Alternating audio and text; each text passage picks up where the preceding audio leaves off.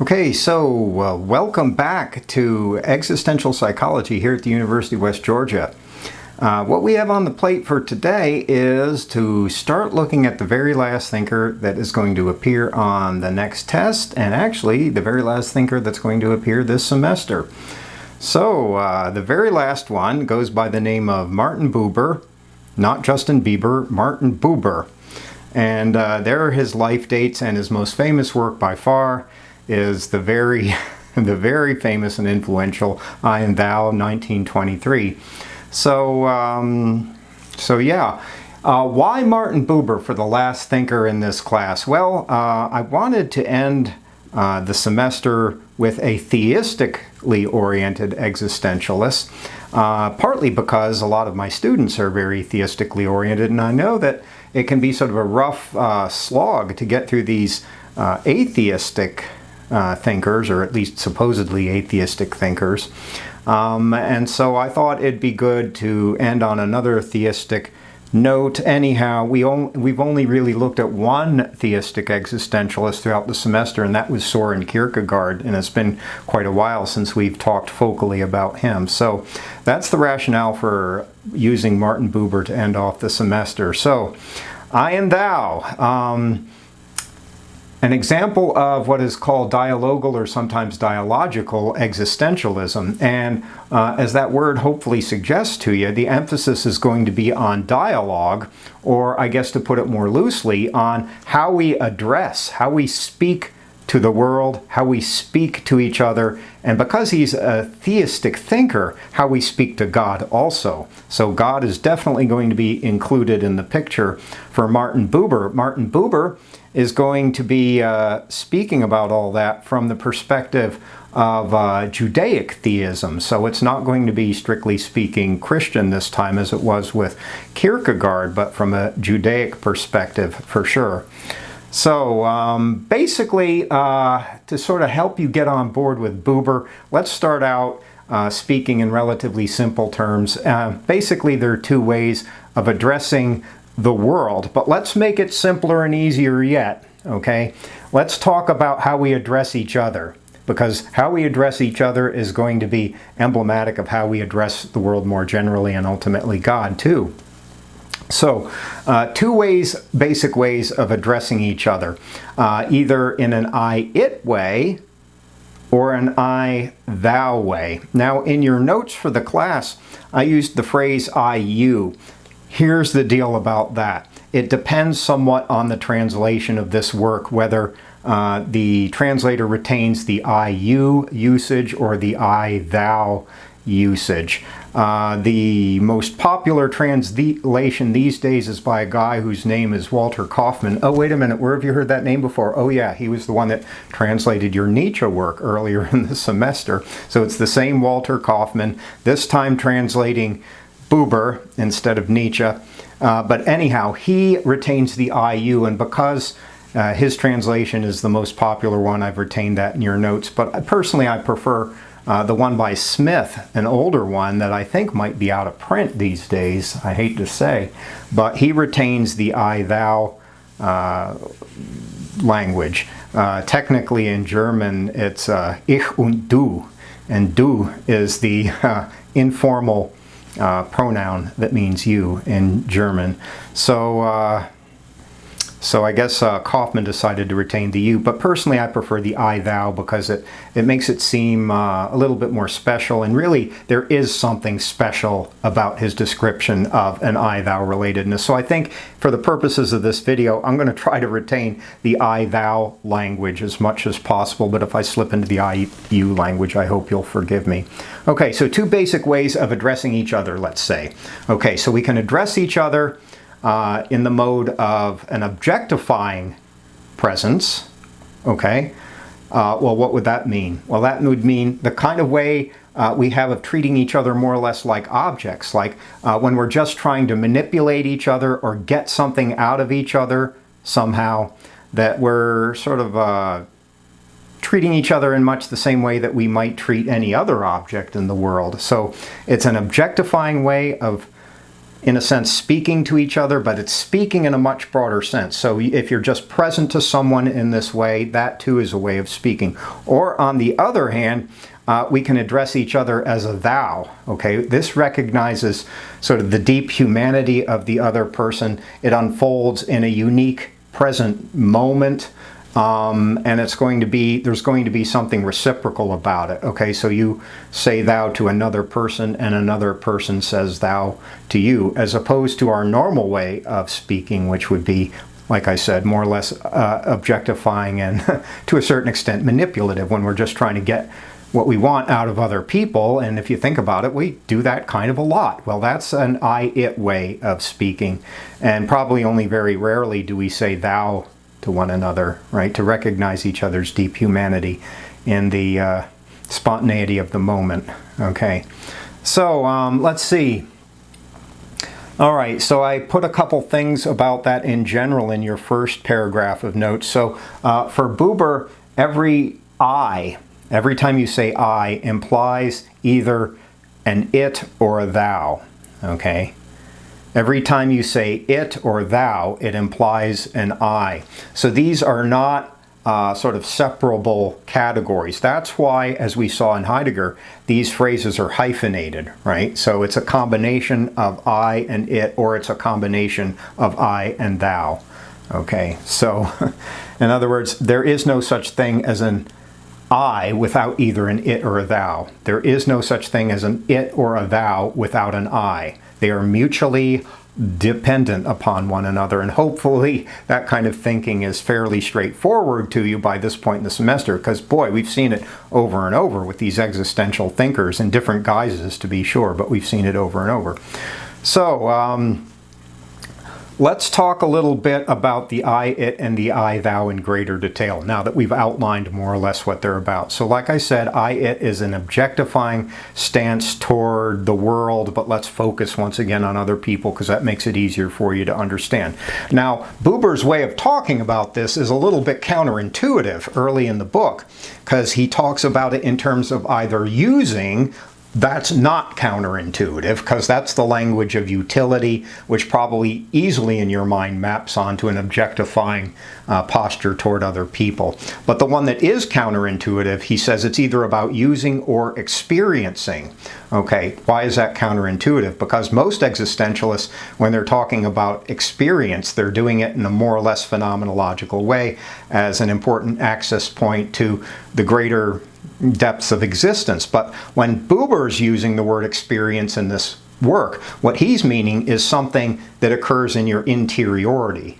All right, so it's either about sort of a purely exterior type way of relating, okay, by way of using other people, right? So we use other people. Or on the other hand, it's about experiencing as if that experience were purely internal. Now, from his point of view, the I, thou, in contrast, is going to be neither one of those. It's going to be in the between. Okay, so the I, thou is neither an interior kind of thing or an exterior kind of thing. It's going to be where they meet up.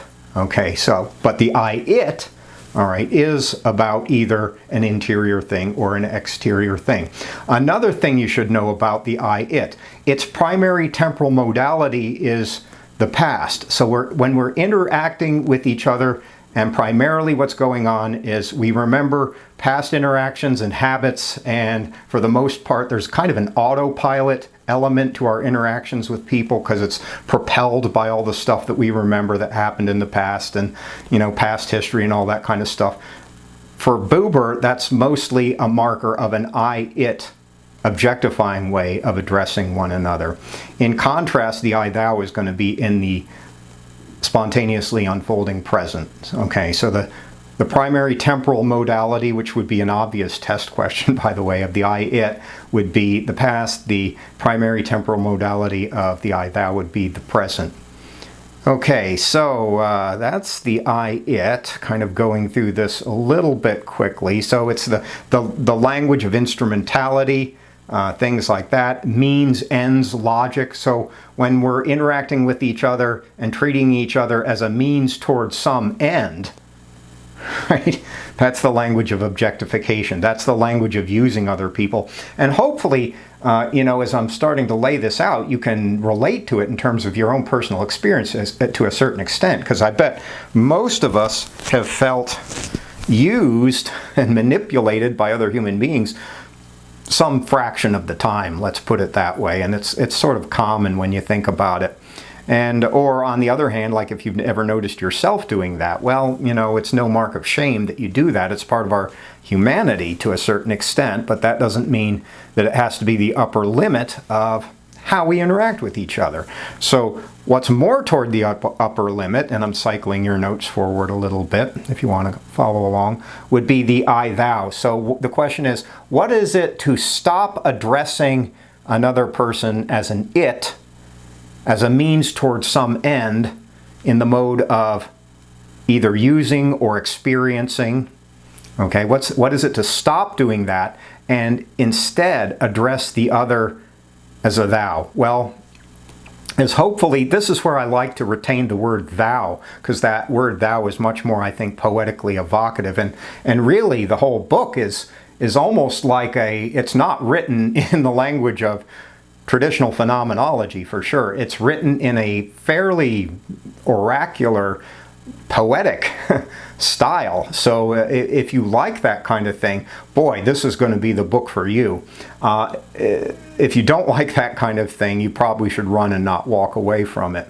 But at any rate, so let's take a few minutes to characterize the I-thou relation as opposed to the I-it. So first of all, it's about mutuality. Okay, so the I-thou between people is a two-way street. Okay, so you say thou to another person, and the other person says thou to you. And to say thou to someone means that you're seeing someone in his or her depth, right? It's like you say thou to another person with your entire being. You getting it? It's when you speak to another being and you're not leaving anything behind. You getting it? It's not like you're not sort of thinking in the back of your mind about like what you're going to do afterwards, or whether you're going to get what you want out of this other person or anything else. It's like you're there with all that you are, and you say thou with all that you are. And because it's mutual, the other person is there with all that they are back at you. All right? So it's sort of like in that movie Avatar, which is a little bit of an old school movie, I guess, but the tribe has a way of greeting each other like, I see you, right? I see you. And sort of the idea is that, like, I see all of you with all that I am. So I see all of you with all that I am. And of course, because the I-thou is mutual, it's about being seen in turn, right? So the question is, does anyone ever really see you in your life? It's an interesting and possibly terroristic question. Does anyone really get you or understand you, not just in a superficial BS type way, but in the depth of who and what you are? Because that's exactly what the I-thou is about. And maybe as I'm saying it this way, you can kind of get a sense for how relatively uncommon this is. So as I'm saying this and you get the sense that, well, damn, hardly anyone really sees me, hardly anyone really knows me. Well, you shouldn't be too ashamed of that, because, man, that's common currency in human affairs for the most part. We don't see each other. For the most part, we don't understand each other either. What we're doing most of the time is judging each other. Okay, most of the time we aren't understanding each other. We're judging each other and then mistaking our judgments for actual understanding. So if part of your thinking as I'm going on about this is, well, damn, like no one ever sees me. I hardly ever say thou or get thou said to me in my lifespan. Well, man, that's common currency. That's nothing to be ashamed of. You're not a mutant or whatever, an anomaly of some kind, because that is probably how we mostly interact with each other, is in an I-it objectifying type way. We don't see each other. You getting it? We don't understand each other. We like to engage in the self-serving theater that we're doing this some fair fraction of the time, but actually not really. Okay? We like to think that because it makes us feel a little bit better and not quite so bad and ashamed and weird about ourselves. But for the most part, it's a rare thing to say thou to another human being. It's a rare thing to be said thou to by another human being. You know, in much the same way it's a rare thing to be really seen in human affairs. Okay, so a little bit of Buber's language to spice things up. So in your notes, whoever says thou does not have something. He has nothing, but he stands in relation. Okay, so saying thou is not about having things. You getting it? Because our normal English way of using English might make it seem that way. It's like I have a friend, you know, but there's a difference between having anything like a friend or an enemy, or perhaps a frenemy, possibly 21st century. There's a difference between that and really being present to another person. When you're really deeply present in an I thou way, it's not about having anything at all. That's the language of objectification. Like we have, I keep pulling this hat out, we have a hat, right? Or we have this or that or whatever it happens to be, you know. But a thou is not something you have. It's a way of speaking, of throwing your being forward fully in the direction of another human being. Okay, so that's probably relatively rare. Okay, let's see where else. Oh, I talked about it in terms of distance and relation. Okay, so it's a tricky kind of balance when you say thou to someone. So it's not about being completely separate. That's more the language of I, it. On the other hand, it's not about being completely fused with the other person either, like you're in this weird homogeneous sort of mishmash where you can't distinguish yourself from the other person. It's not about that either. Okay, so it's about a weird sort of tensional, somewhat paradoxical balance between being really close to someone and yet far enough to retain your sense of who you are too. So it's about both proximity and distance, if you want to think about it that way. Okay, so it's about like a deep sense of presence for sure. Like I said, its primary temporal modality is the present. Okay, it happens in the unique, spontaneously unfolding present, or it doesn't happen. Okay, all right. And if that's not enough for you, Buber makes a further claim that the I-thou is the center of all artistic and creative endeavor. So all art and all creativity, think about your creative moments. Okay, so all art and all creativity is ultimately about thou saying thou in one way or another. Now, here, maybe I should say that, well, you know, the I-thou is actually a broader category than how we treat other human beings. Okay, so actually it also involves the world as a whole. So you can say thou potentially to an animal, or an inanimate object even, you know, or anything else. Okay, so make note of that. But like I said before, it's easier at first to think of it just between people. Moreover, okay, so all art and creativity has as its center thou saying, and all becoming is about thou saying too. Ultimately, he's going to argue, although it's not at this point in your notes, but ultimately he's going to argue that all spirituality and religious life is about thou saying. So this is a pretty damn big category, in case you're getting the idea that, you know, wow, like a lot of, you know, our highest moments as human beings and, you know, our most valuable moments are really about our capacity to say thou to life. Okay, and not just treat it as, you know, a piece of trash to be kicked down the road in one way or another. How about our relation to nature? Well, there's an interesting domain where we might begin to learn to say thou, you know, rather than treating nature like just resources to be consumed and then spit out in the form of garbage in the landfill. Well, you know, maybe there's a deeper paradigm than that. Like to say thou to the natural world might be something to, you know, change our humanity in that direction. Okay, and finally, all right, so God, okay, now he describes God in a bunch of ways. Probably the most immediately obvious one is the Eternal Vow, okay, and he says it in this paradoxical way. Let's see, did I put this in your notes or not? I guess I didn't. All right, so I'm going to quote the book. So it's where the parallel lines of relation meet. Okay, so the Eternal Vow is where the parallel lines of relation meet, and you may think sort of geometrically like, wait a minute, that's like kind of a contradiction because parallel lines never meet. And it's like, yeah, it's not contained. The Eternal Vow is not contained by, you know, relatively narrow human logic or geometric logic for that matter. So the Eternal Vow is, well, you know, the Alpha and the Omega, something paradoxical, not limited the way we are for sure. So the Eternal Vow, of course, is a way of talking about God, all right, in case that's not evident. Oh, I did put that line in there. The parallel lines of relation meet. Okay, I just saw it in your notes. I didn't think I put it in there. So other metaphors depending upon translation, the center, the countenance, the face.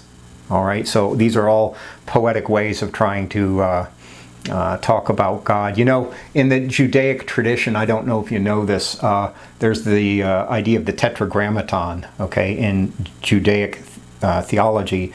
And the Tetragrammaton is a way of naming God by misnaming God. That may seem like an odd thing to you, but actually it's actually more profound than it seems at first, because the idea is that, well, you know, God can't really be, first of all, not contained by very finite human linguistic words and sequences of phonemes like God or Deus in Latin or Dios in Espanol, right? So, or other languages for that matter.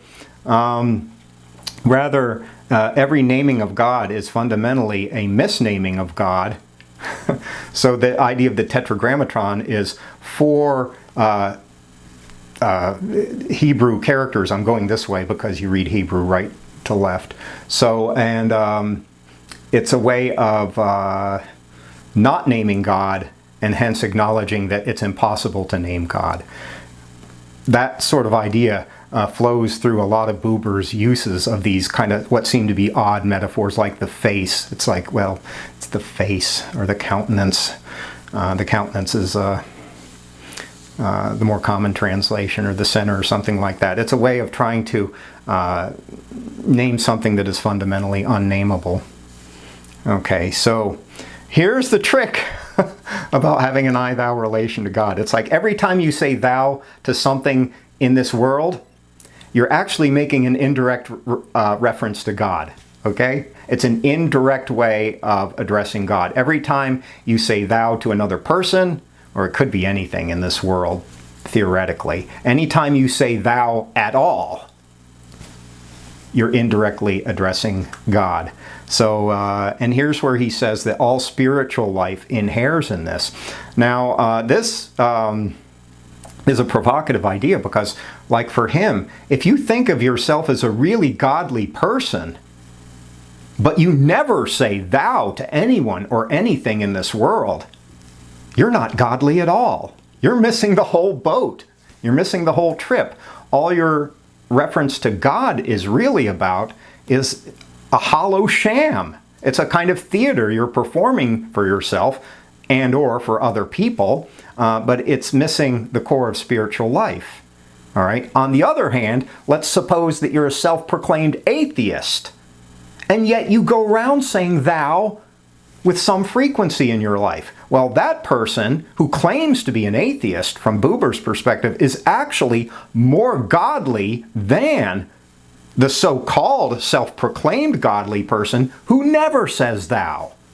Okay? So when he says that all spiritual and religious life revolves around this, he ain't kidding. Like all spiritual life, regardless of how you think of yourself. It's like you think of yourself as a very theistic, godly Christian. Yeah, well, if you're not saying thou some fraction of the time, you're lost. You're lost in the ongoing production of a kind of theistic theater that's ultimately a sham. On the other hand, you know, like I said before, like if you're an atheist or an agnostic, or maybe you just don't care about whether God exists or not, because that's a position too. It's like you just don't care enough to have a position. But you're going around saying thou, you're actually closer to God than someone who goes through the motions and says all the right things, but that never says thou, not really to anyone or anything in this world. Okay, so let's see, next little bit. Okay, let's do the next little bit in this video. and then we'll put an end to it. Okay, so here's the deal about, well, he calls it our sublime melancholy of human existence. All right, so every thou saying is bound to become an it saying. All right, so from his point of view, it's impossible to maintain ourselves in sort of the rarefied purity of thou saying for very long. It's like we're going to, thou moments are incredibly important, as we've seen so far. They're the center of a lot of wonderful aspects of human existence. It's a way of relating to God, whether you want to or not, you know, whether you tell yourself or not. But ultimately, every thou saying is going to sort of fall back down into an it saying and objectivity and means, ends, instrumentality, and all of that. Now, not every it saying is necessarily going to become a thou saying. You could live your whole life in the world of objectification and manipulation and distance and all of that kind of stuff without ever saying thou. You getting it? That would be a kind of prison, I suppose, you know, a kind of condemnation if you think about it. So the question is, well, how does thou saying erupt in our lives, you know, from this sort of vast ocean of objectification? Well, he says two things are required, and the two things that are required are will and grace. Wait a minute, wasn't there like a TV show by that name, Will and Grace? Yeah. I always wondered whether they took the name of that TV show from either this idea from Buber or some similar idea. So, will and grace.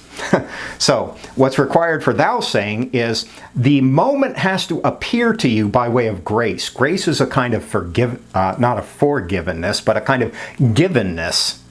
Well, maybe it's a forgiveness too, if you sort of extend the metaphor. But at the surface layer, it's like the moment has to be given to you. You getting it? That's what grace is about. But thou saying won't happen merely as a function of grace. The moment has to be given to you, but you've got to choose to step into it. You know what I'm saying? So, like, the moment has to appear before you, like the muses of antiquity, but you have to decide you're going to step into it and actively choose to say thou. Okay, so both of those are required. And if one of them's missing, it ain't going to happen. So thou saying won't happen if there's either a deficit of grace, because the moment will never appear to you, or a deficit of will, because if there's a deficit of will, the moment will appear to you, but you might not have the courage to step into it. Okay? And it does take courage to say thou to another human being. Part of the reason why it takes courage to say thou to another human being is when you really see someone, they can see you. You getting it? When you're really open to someone, they are open to you too.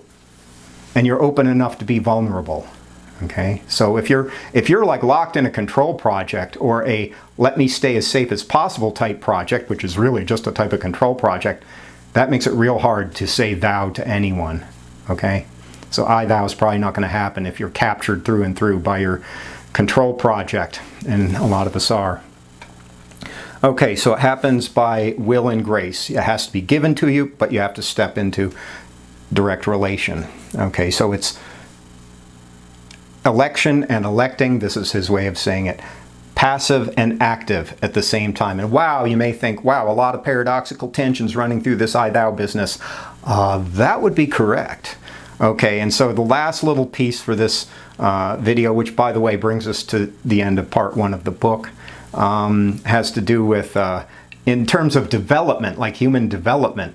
It turns out from Buber's perspective, we're actually born as little children into a thou-saying posture toward the world. And we learn to say it. We learn objectification, right? But our natural autochthony, oh, let's improve your vocabulary. Our natural autochthony, okay, so that's a word, derives from 2 Greek words, and it means sort of the, sort of the natural place where you live, like where you originated, right? So you're okay, so camera went off again, sorry about that. So I was explaining the word autochthony, or here's an adjective, autochthonous, okay? Autochthonous, adjective. I feel a little bit like Mr. Rogers here. Can you say autochthonous? I knew you could. All right, ooh, kind of creepy vibe with that. Okay, but anyhow, okay, so your natural state is an I, thou state, and that we learn I, it states. Now, he says that's true at the individual level. In other words, when you're a kid, you're a little kid, you naturally, it's a weird thing. It's like you're saying thou all the time. It's like you're not sort of distant enough from the world yet to be able to say it in the usual, manipulative, objectifying type way we have as adults. He also says that this happens with respect to so-called primitive cultures, that so-called primitive cultures are much closer to thou saying than we are in a high-tech industrial slash technological slash scientific type culture, that I, it is the predominant way of being in cultures like that. In so-called primitive cultures, I, thou is the main way of being. So there's sort of two dimensions of his take on how this plays out developmentally, in terms of individuality and in terms of cultural evolution too. But in both cases, the original condition, our autochthony, lies in thou saying. Okay, so like if you're at this point like wondering about, wow, gee, wouldn't it be cool, either in your own life or perhaps for humanity, to learn a little bit more thou saying? Well, part of that's going to be about a recovery project. Are you getting it? Like to recover something that has perhaps lain dormant since your point of origin, both along the individual dimension of your childhood, but also along the other, much more social and cultural terrain too. Okay, so that sets us up for, I think, the next part of the book, which is pretty cool, because he's going to focus on how all this applies to knowledge, which is what we're doing here in education, art, we've talked about that a little bit, and teaching, which is, again, what we're doing in these videos. At any rate, yeah, so I hope you have a great day. I hope you're enduring the corona apocalypse. I don't think there are going to be too many more of these videos, one or two more, and then I'm going to draw the line for test 3 material. So have a good one. Take care of yourself. See what happens if you say thou to someone or some element of your world. See if you can do that. You're allowed to be experimental in this kind of psychology. So in any case, take care.